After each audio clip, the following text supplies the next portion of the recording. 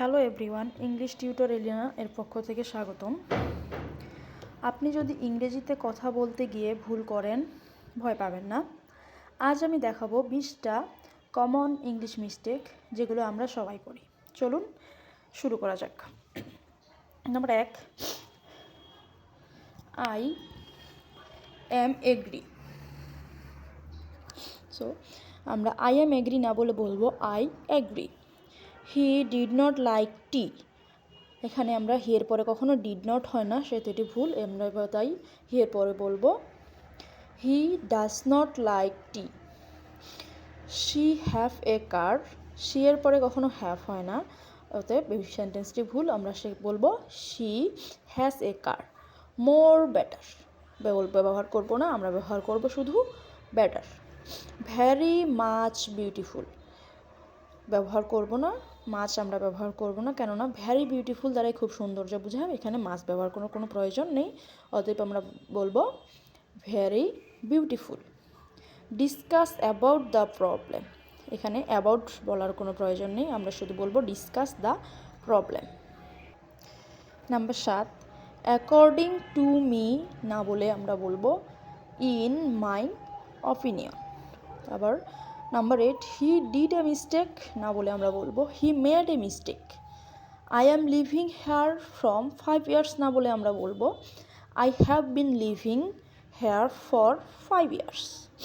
তারপরে 10 নম্বরে open the fan. Fan কখনো খোলা হয় না, এখানে ওপেন ব্যবহার হয় না, হবে turn on the fan. Close the light. Light বন্ধ করার ক্ষেত্রেও ক্লোজ ব্যবহৃত হয় না, এখানে হয় টার্ন অফ। অতএব এটি ভুল এবং এটি সঠিক। এরপরে 12 নম্বরে আমরা দেখি হি ইল্ডার দ্যান মি। এটি ভুল, সঠিক হবে he is older than me.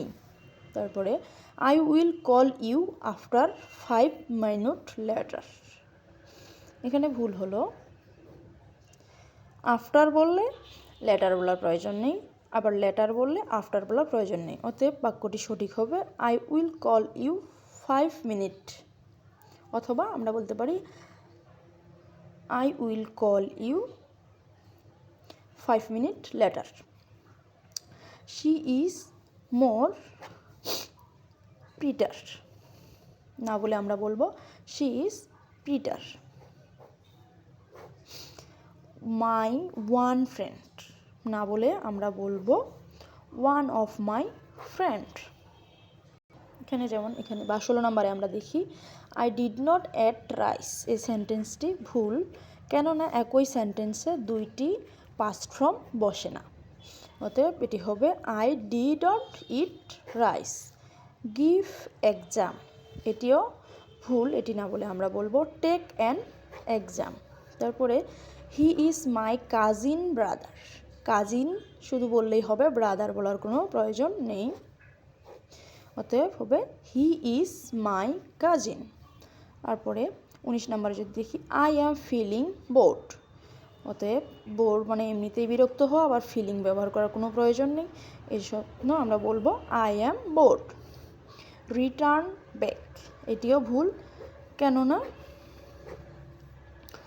Return দ্বারা ফেরত আসা বোঝায়, ব্যাক দিয়ে ব্যবহার করা এক্সট্রা ব্যবহার করার প্রয়োজন নেই, শুধু আমরা হয় রিটার্ন ব্যবহার করব অথবা শুধু গো ব্যাক ব্যবহার করব।